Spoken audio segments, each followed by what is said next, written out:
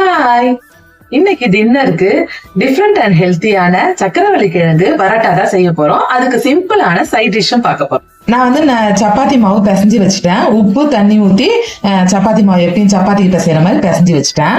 நான் சக்கரவள்ளி கிழங்கு வந்துட்டு வேக வச்சு வச்சிருக்கிறேன். இப்ப அதை தோலை உரிச்சுட்டு எடுத்துக்கலாம். நம்ம கட் பண்ணி இப்ப மசிச்சு வச்சுக்கலாம். ஸ்போக் வச்சு நம்ம மசிச்சுக்கலாம். எல்லாம் மசிச்சாச்சு. இதுக்கு போட வேண்டிய இன்கிரீடியன்ஸ் எல்லாம் போட்டுக்கலாம். தனி மிளகாய் தூள் வந்துட்டு கொஞ்சம் போட்டுக்கலாம். அப்புறம் கொஞ்சோண்டு மஞ்சள் தூள் போட்டுக்கலாம். கரம் மசாலா தூள் போட்டுக்கலாம். கொஞ்சோண்டு கொத்தமல்லி போட்டுக்கலாம்.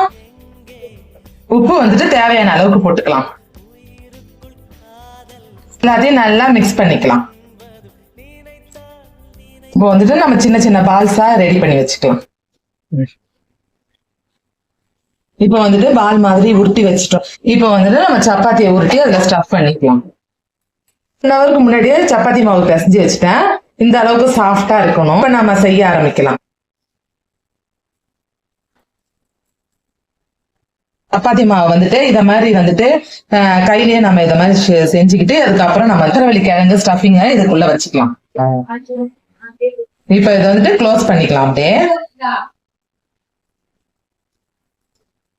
எல்லாத்தையும் இத மாதிரி நம்ம செஞ்சு வச்சு சக்கரவள்ளி கிழங்கு ஸ்டஃப் பண்ணி வச்சிருக்கிறேன். இப்ப எல்லாத்தையும் வந்துட்டு நம்ம உருட்டிக்கலாம். மாவு கொஞ்சம் போட்டுட்டு எப்பயும் போல சப்பாத்தி தேய்க்கிற மாதிரி தேய்ச்சிக்க வேண்டியதுதான். இது ஆலு பரோட்டா செய்வோம். அது வந்துட்டு பொட்டேட்டோ வச்சு செய்வோம். இது வந்துட்டு ஸ்வீட் பொட்டேட்டோ வச்சு செய்யறோம். இது வந்துட்டு நிறைய பிள்ளைங்க வந்துட்டு சின்ன பிள்ளைங்களுக்கு அவ்வளவா சக்கரவள்ளி கிழங்கு பிடிக்கலன்னா இந்த மாதிரி நம்ம செஞ்சு கொடுத்தா நல்லா விரும்பி சாப்பிடுவாங்க. எல்லா ஸ்டஃபிங்கையும் வச்சு நம்ம வந்துட்டு இது மாதிரி எல்லாத்தையுமே உருட்டி எடுத்து வச்சுக்கலாம். வச்சுக்கிட்டு அப்புறமா தோசைக்கல்ல போட்டு எடுத்துக்கலாம். இப்ப தோசைக்கல் நல்லா சூடாயிடுச்சுங்க. இப்ப வந்துட்டு நம்ம சக்கரவள்ளி கிழங்கு பரோட்டாவை எடுத்து போட்டுக்கலாம்.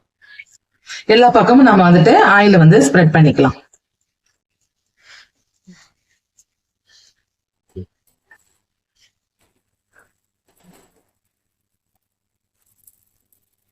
திருப்பி போட்டு மறுபடியும் வந்துட்டு ஆயில் விட்டுக்கணும்.